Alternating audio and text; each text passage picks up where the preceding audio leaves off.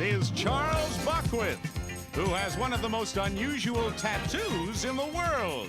In just a moment, you will meet the man who created this living art gallery. But first, let's meet our panel for this edition of To Tell the Truth. Now, from Studio 6A in New York's Rockefeller Center, let's meet our panel. First, our good humor man, Soupy. Talented star of Broadway and television, Anita Gillette. The genial host of Pittsburgh Today, John Wayne. Popular on lecture platforms across the country, Carlisle. And here's the host of To Tell the Truth, Robin Ward.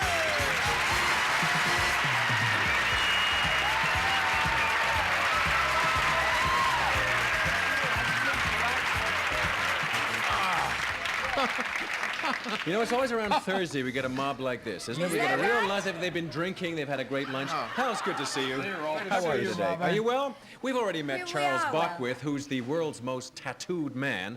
Now let's meet the artist who created those tattoos. Coming up here. Number one, what is your name, please? My name is Ed Hardy.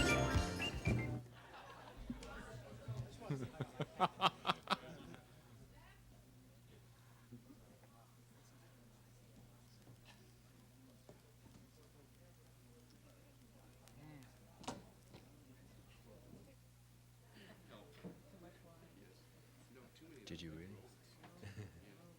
Kitty, how many rolls did you have today? Oh, Truthfully. I told you we didn't see a man with a white tattoo one in and there. black He one. is. And ice cream. That is bad. Yes. Sugar. I'm very self-conscious in this. But I had a It's chef salad. very self-conscious. We asked Anita to wear a T-shirt under that, but she wouldn't. Last night I And Mary's. at the I don't know, something silly. That's bad.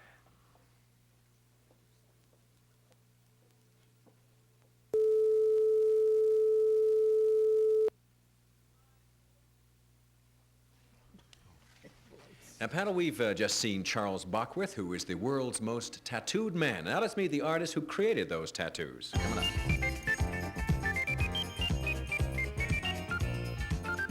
Number one, what is your name, please? My name is Ed Hardy. Number two. My name is Ed Hardy. And number three. My name is Ed Hardy. Only one of these three people is the real Ed Hardy and has sworn to tell the truth.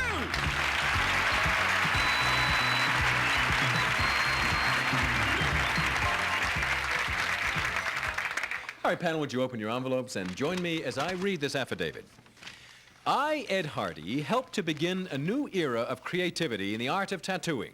I studied fine arts in school and learned tattooing as an apprentice, both here and in Japan. As you can see, my style is far from traditional and is based largely on Oriental paintings and woodblock prints. This tattoo depicts the goddess of mercy riding through the sky on a dragon, overlooking a hero of Japanese mythology as he dives through surging waves down into the nether regions of the underworld.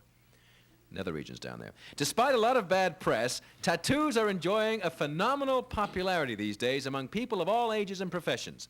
In the 14 years since I started in this business, in fact, I have produced works of art on the bodies of more than 5,000 individuals. Signed, Ed Hardy.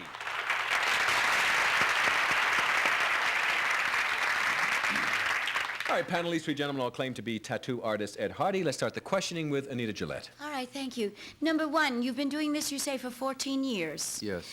Why would you choose a body to create artwork? Well, it was a challenge. I had been involved in other fine arts and printmaking and so forth, and this was a real unique medium. Number two, do you feel you can display this? Absolutely. Where? At conventions? Conventions? Yes. You display your tattooed bodies at conventions? Yes. I see. Number three, do you sign them like other artists would sign their work? Not normally. Not normally? Number three, then why do you do it? On bodies, I mean, if you consider it artwork. For the personal satisfaction that I get out of creating a work of art. I see. Number one, why did you go to Japan? To study the culture and the art there. I'd been interested in it. And we go to John Wade. Number two, why is tattooing having a resurgence? Well, I think that people are becoming freer about a lot more things, and tattoo, which was sort of cult, is now emerging. Okay, number 3, what age groups mostly do you tattoo?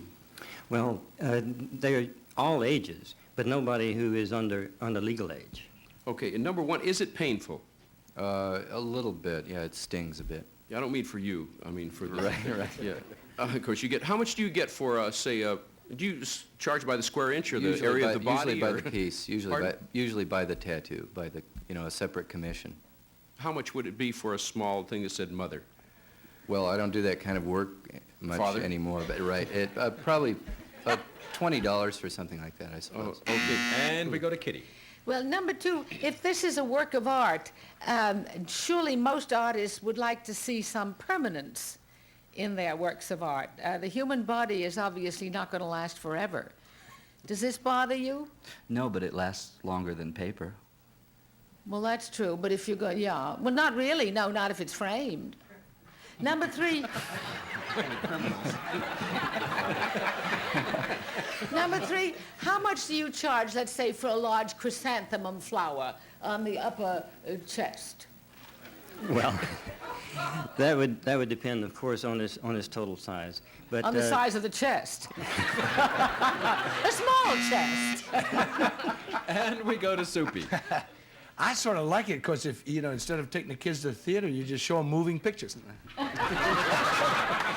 Number 1, where did tattoo, other than Fantasy Island, originate?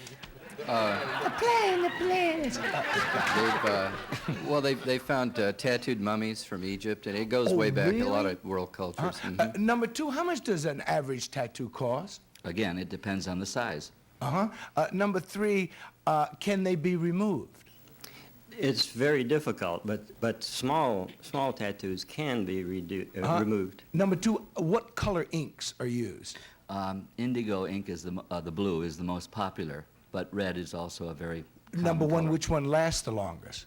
The black pigment, the base darker pigment. They're giving us the bell panel, and I think you know what that means. That means you must come to a decision and stop questioning and start voting for number 1, or for number 2, or for number 3, whoever you think is the real Ed Hardy. And we will pay $100 for each incorrect vote. And if our team of challengers manages to completely fool you, they will win $500. Are the ballots all marked, panel? Anita, who got your Well, vote? I voted for number 3 because I think if I were going to be doing something on a body, you know, it might, I mean, you may have tried other things in the last 14 years. You just said I was going to do some bodies, you know. But I think it's number 3. Looks like he could be doing All right, a vote for number 3. And John, who got your vote? Well, number 2 did. And to be frank, I don't really know why. Okay, just instinctive. Just instinctive. Kitty, who got your vote? I voted for number 1. He said he went to Japan and he talked about the whole thing in a rather serious way and seemed rather cross that we were making jokes. Okay. And Soupy, for who did you vote? Well, I think it's number 3. All right, the votes are all in. Now we're going to find out which of these gentlemen has transformed tattooing into an art form. And who better to pick him out, to pick out the real Ed Hardy, than the man who is walking proof of his talent, the profusely illustrated Charles Brockwith. Would you come down and pick out your man? There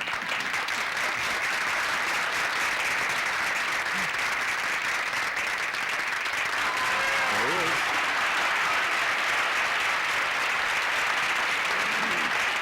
Thank you, gentlemen. Have a seat.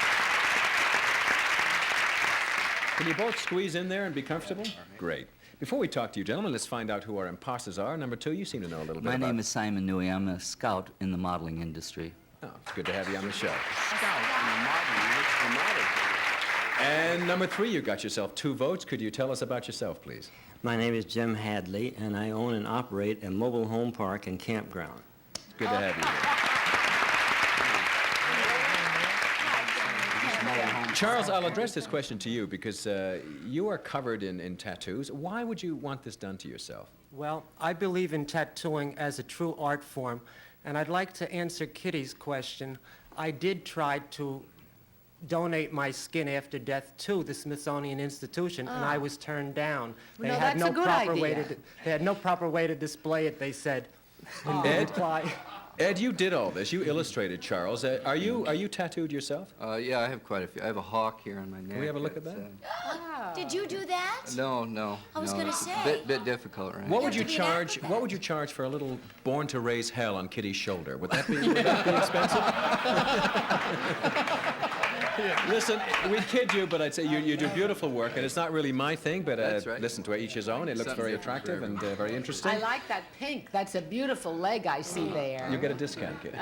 There were 3 incorrect votes. You've won $300. Thank you for joining us on To Tell the Truth, and we'll see 2 of you on one-on-one, so don't go away. And we'll be right back, so stay tuned.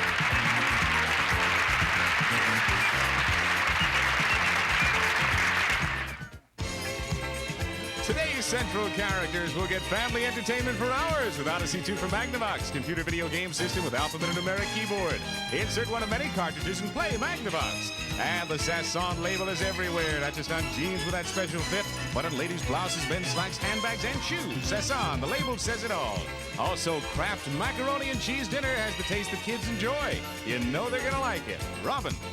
We have returned, and let's meet our next team of challengers.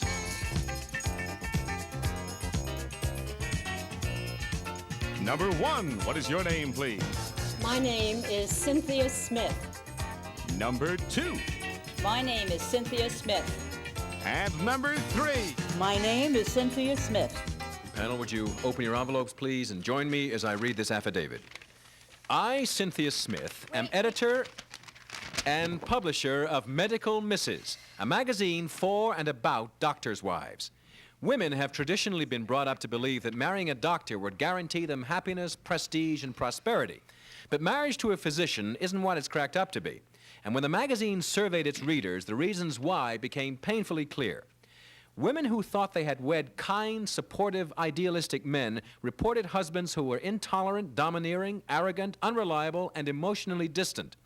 Often they had to cope with their spouse's alcoholism, drug abuse, and infidelity. Now, based on the results of this survey, I've written a book called Doctors' Wives, The Truth About Medical Marriages. Signed, Cynthia Smith.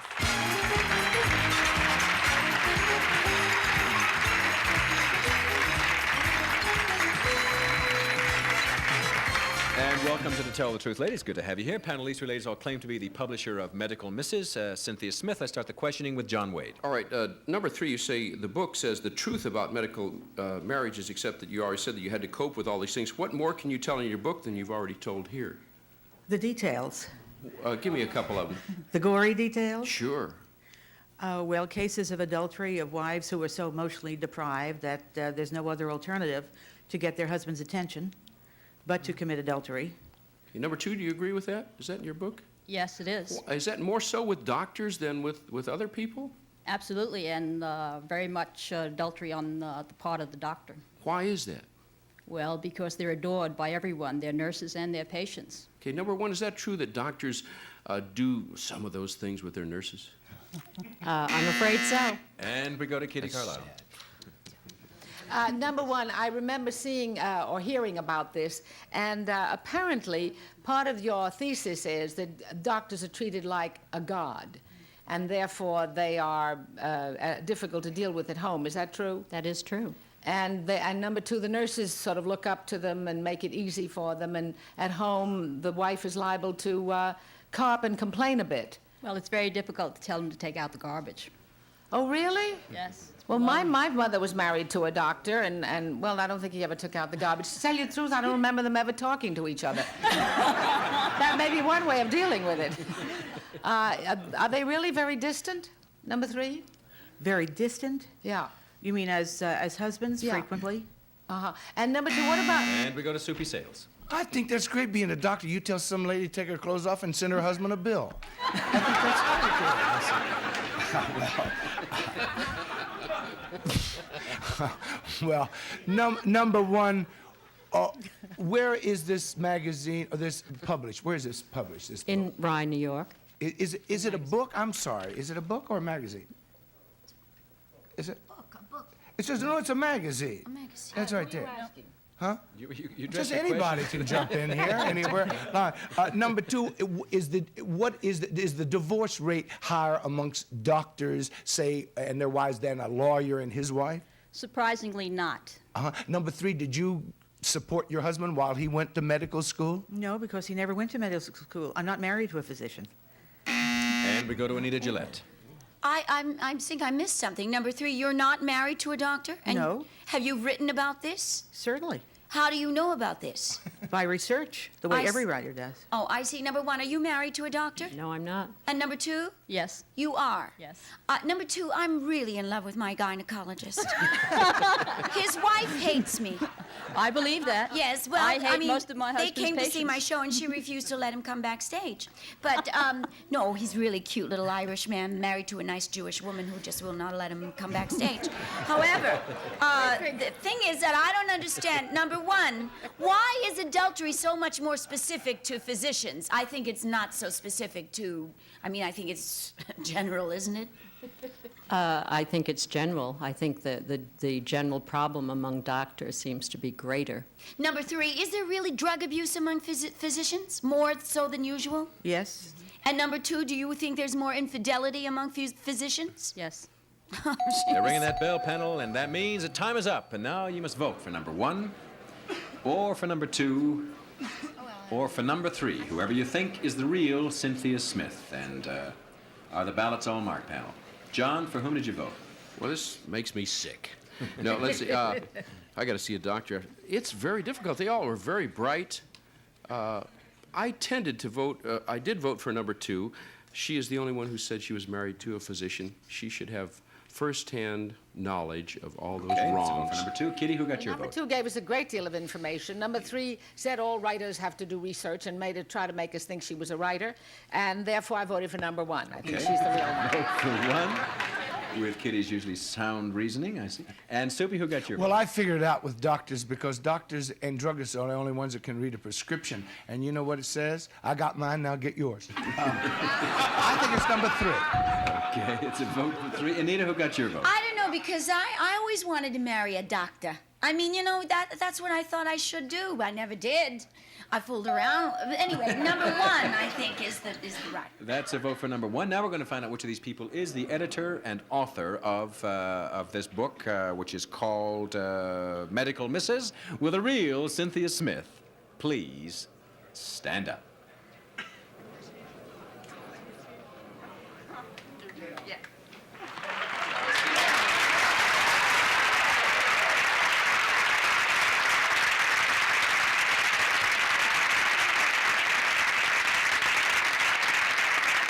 No, there's been some confusion. You confused me, Soupy, with this question magazine book. The magazine is called Medical Misses, and the book is called Doctor's Wives. Let's clear that up right now. Before we talk to Cynthia, let's have a word with our imposters, find out who they are. Number 1, you got yourself 2 votes. Did very well. Could you tell us who you are and what you really do? I'm Elaine Willis. I'm the vice president of the Alice Groves Company, an executive search firm that specializes in retailing. Good to have you here. Thank you.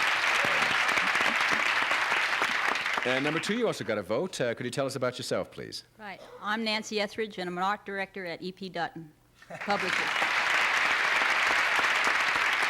And are you married to a doctor? No. No, you're not. You lied. That really bugs me. She lied. Cynthia, this has been a little crazy here. We're trying to get a little serious here for a second. Obviously, it's a very serious subject. I read in the paper 2 weeks ago that the suicide rate among doctors' wives is proportionally higher than other professional groups. Is that true, do you know? That I don't know. I know the suicide rate in physicians is the highest of any other profession. The physicians themselves. There's been much done on that, much research. Obviously, we have to read your book to find out. It's a very complex Absolutely. subject. But is it the stress of the profession that causes doctors to be emotionally distant, kind of as a protective thing to keep them from... I think a great deal of it has to do with the God syndrome, which we really make them become. We make them become gods because we want them to be gods. I mean, all of us who go to physicians really would like their doctors to be, as Anita said, somebody who's godlike and all-knowing, and that rubs off. You can't help it. Well, Anita Can't help seems to it have a rub very off. strange Have relationship you with a ever doctor. We'll seen- find out about that Have later. you ever seen anybody argue with a doctor? Yes, I have. Well, I haven't. No, only his Unfortunately, we wife. could talk about this all day. It's a fascinating subject. We'll have to read your book. There were 3 incorrect votes. You've been a pleasure. It's been a pleasure having you on the show. You've won $300. So see 2 of you back on One-on-One.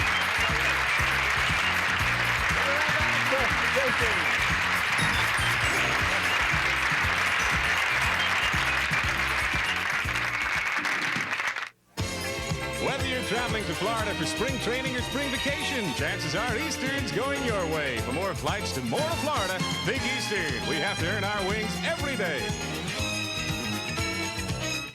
Set for kids.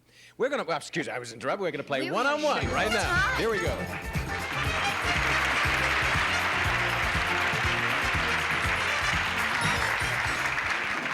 And welcome back. And panel, you, of course, have met these good people before. They were imposters in our first two spots. We've talked to them. We know a few details of their lives, but there's one fact that we've withheld from you. One of these four people is also the president of the American Sunbathing Association, the country's foremost nudist organization. It's up to you to find out which one. And Soupy, if you're ready to question Nancy, please start. Yes. Nancy, how long have you been president of the nudists? 2 years. And where do you hold your meetings? Orlando, Florida. And when do you hold your meetings? Whenever we can. Is it true that I thought maybe it was Simon because he has a beard and they got to send someone out for coffee? Is Nancy our nudist, yes or no? No. That's a no for Nancy. And Anita, if you're ready to question Elaine, please proceed. Elaine, where do you have your nudist colony? Orlando, Florida. Orlando, Florida. And how did you get over the idea of not wearing clothes? It wasn't really difficult once you try it. Does everybody does it, so it's, Oh, yes. It's all right. Is Elaine a nudist and president of the American Sunbathing Association? She doesn't look tan enough yes to or me, no? no. That's a no for Elaine. And John, if you're ready to question James, please start. Personally, I hope it's one of the ladies. But anyway, James, how long have you been into this or out of it?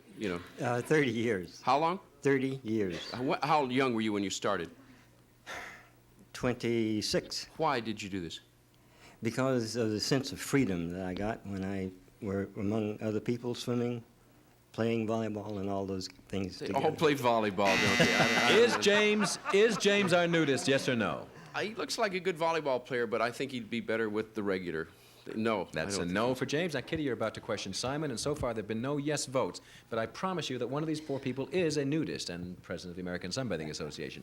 You're about to question Simon. At the end of your 20 seconds, you may cast your vote for Simon or for any of the other challengers. Please go. Simon, don't you believe that the sun's rays are very bad for the skin? Yes, but there are protectors that you can use. What do you use? Sunscreen. All over? All over. Cost a fortune, no? A little bit. Do you have other people help you put it on in the back? Sometimes.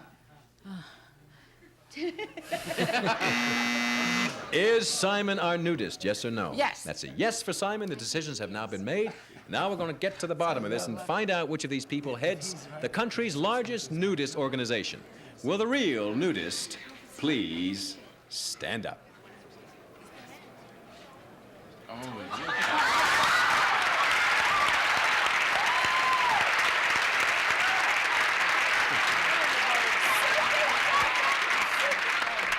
Now, we've been kidding around, James, about this, but obviously it's a serious subject. I understand you actually own and operate your own nudist colony. Can you tell us a little bit about that? Yes, but I prefer to call it a resort rather than a colony. Oh, do you? A colony implies breeding sort of thing, is that what you're saying? Yes. Oh, I see. But in truth, if you go by the strict definition of the word, you could call it a colony because that's people who live in close proximity to each other who have a common interest. And we have 100 families that live at Cypress Cove and actually live there all year long. And we also have a campground, and we have mobile homes that we rent. It's a resort. I see. Why volleyball? Well, because volleyball can be played on any surface, anything from concrete to the lawn, to the sand, to the beach, and it involves more people than any other sport that's readily available. We had some slides of the American Sunbathing Association, but unfortunately there's no time. James, may I? may I keep the slides, James? I'm just kidding. There were 2 incorrect votes. You won $200. Thanks for joining us on One-on-One. We'll be right back.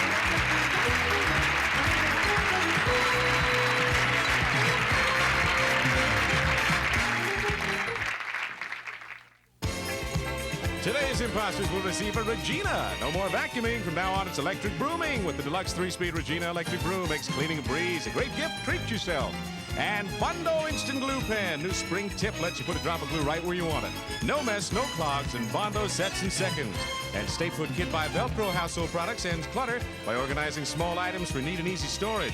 Help solve home fastening problems with an assortment of Velcro household products. Also, Brock's Old Fashioned Candy Store taste. Fresh, good-tasting ingredients, tempting flavors, delicious choices.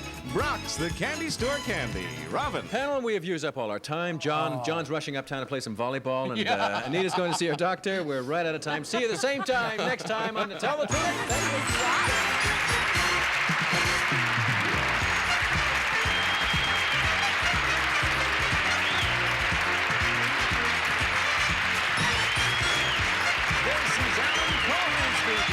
To Tell the Truth, a Margaret and Bill Todman production.